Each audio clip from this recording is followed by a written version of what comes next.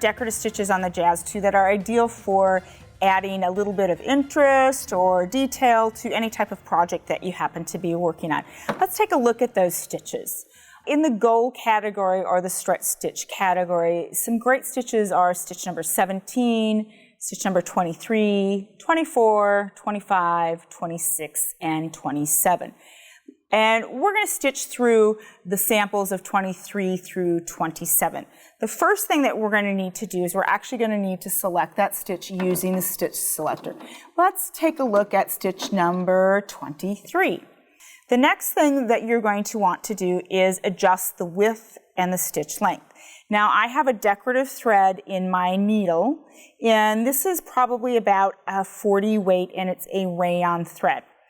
I'm going to set my stitch length at 2.5, and in this case I'm going to take that stitch width up to that 7 setting. Now I am using the standard presser foot for this technique or this exercise. Another foot that you can use is actually the open toe foot, and that is part of the Baby Lock Jazz 2 foot package, or that comes with the machine. Now my fabric is a medium weight cotton, and I'm actually placing a piece of stabilizer underneath the fabric. What the stabilizer does is it helps support those decorative threads so that they sit on the surface of the fabric rather than flat or almost sink into that fabric. Now as I'm stitching, what I've done is I've actually placed a slightly heavier thread in the bobbin to help keep the bobbin thread down so that it doesn't come to the surface. If that should happen, you're going to want to adjust your tension. The next thing that I'm going to do is I'm going to make sure that my needle sits in that down position when I stop sewing, so that if I need to adjust anything, I have the ability to do that without my fabric sliding all over the place. We're going to sew about halfway down, and we'll select another stitch.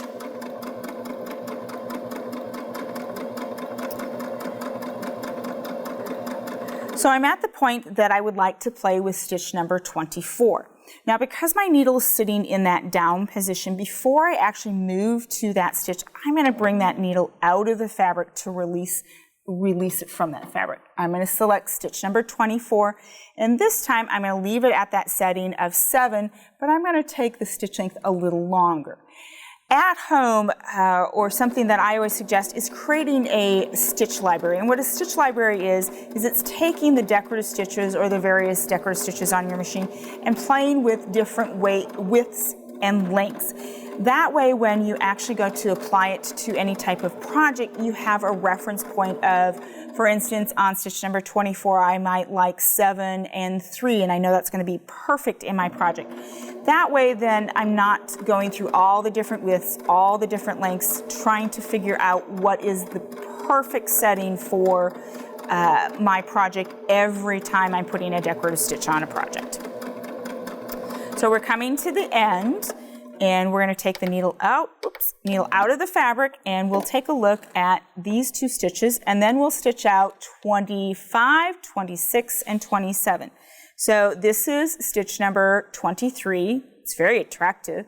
Stitch number 24, which is a feather stitch. It almost looks like little bird feet that are moving across your fabric. Now we're going to select stitch number 25. And this is a favorite a lot of students or individuals that purchase machines. I call it a rickrack stitch. Some individuals will call it a 3-step zigzag, but to me it's more of a rickrack stitch. And by rickrack, it looks like rickrack because it's so heavy. That needle goes back and forth 3 times on each leg of the stitch, so it really beefs that stitch up. And we're going to go again about halfway down, and we're going to stop. Needle is in the down position. We want to take that needle up, and now we're going to select stitch number 26. Now, stitch number 26 is a straight stitch. If we take a look at that, that's straight. So it's not going to have that left-right rotation to the stitch.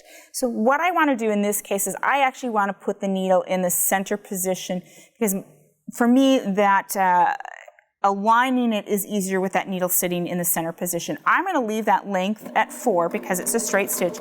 And this is what they call a triple straight stretch stitch. So what happens with this stitch is the needle goes back and forth 3 times. So instead of it looking like a standard straight stitch, it looks like a straight stitch that's been kind of beefed up. It looks a little heavier. Now, when you're looking at using decorative threads, again, you can use different weights, but my suggestion is that if you go beyond a certain weight, say for instance a 12 weight or possibly a 28 weight, you're going to want to make sure that you use a top stitch needle. If you find your thread is also, even with this 40 weight, tends to break, I would suggest looking at a top stitch needle. It's just that that thread going back and forth in that eye is catching and then it breaks or it frays. Now we're going to stop, needle up, and our last stitch in this stitch package is stitch number 27. So we're going to select stitch number 27. And again, if you look at this stitch, it looks like it's a straight stitch, but you have those little stars. So it actually does have a width to it. So I'm going to take that back to that setting of 7 on my width. I'm still going to leave that stitch length at 4. But before we start stitching, let's take a look at our beautiful rickrack stitch and then that great, perfect triple straight stretch stitch. And we'll go down about halfway with this stitch. I would kind of call this maybe a daisy chain. Almost looks like a daisy, and then the little tiny straight stitch in between chains those daisies or flowers together. This is a really pretty stitch. And again, when you're using decorative threads, I always look at it this way, allow that thread to shine or breathe. So don't make that stitch so small that you can't see the thread or you can't see the stitch because the thread is too heavy. And we're coming to the end, about halfway down, and let's take a look at this stitch. Needle out of the fabric, raise our presser foot, and we'll just cut that thread. Now, that's a really pretty stitch. You can see that on a lot of things that I would actually create or individuals would also create.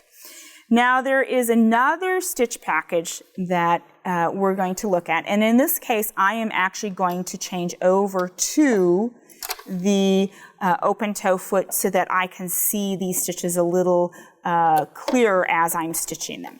These are actually satin stitches, and where these stitches sit are stitch number 9, stitch number 10, and stitch number 11. So we're going to look at stitch number 9. Using our stitch selector, we're going to move over to stitch number 9. And we're going to make some adjustments to our settings as far as width and length.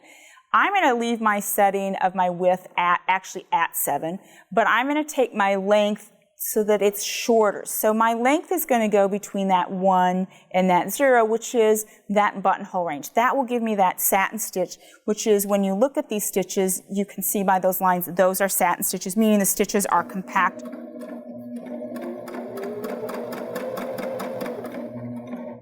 And again, my needle stopped in the down position.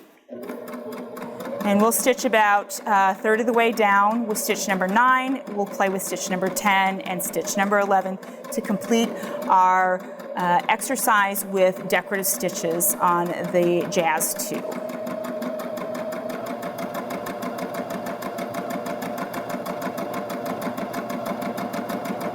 And typically if I'm putting something like this in the project, or you're going to put a decorative stitch in a project, you probably want to have some type of marking or reference points of where that stitch is going to be so that you have something to follow to ensure that the stitch is straight or it's in the area that it needs to be in. Now again, my needle's in the down position and I need to select another stitch. So we're going to go to stitch number 10. And this is kind of almost like a crescent. And this stitch you're going to probably want to play with as far as the closeness of those stitches. The closer they are, the more curved that crescent is going to be. The further apart the stitches are, the more elongated that crescent is going to be. So it's going to be a matter of A, the look you want, and B, also the thread weight. If I have a heavier thread weight in here, I might need to lengthen out that stitch length slightly.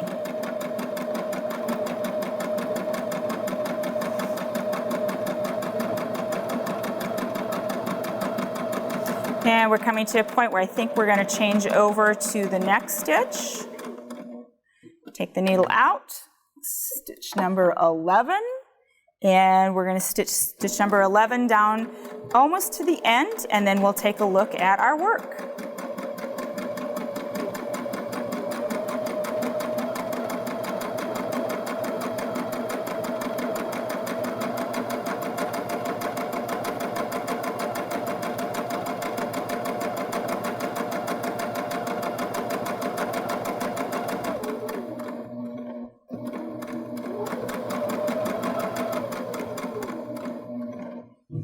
Take my needle out of my fabric,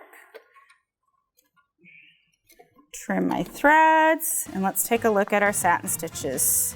I think those are really pretty.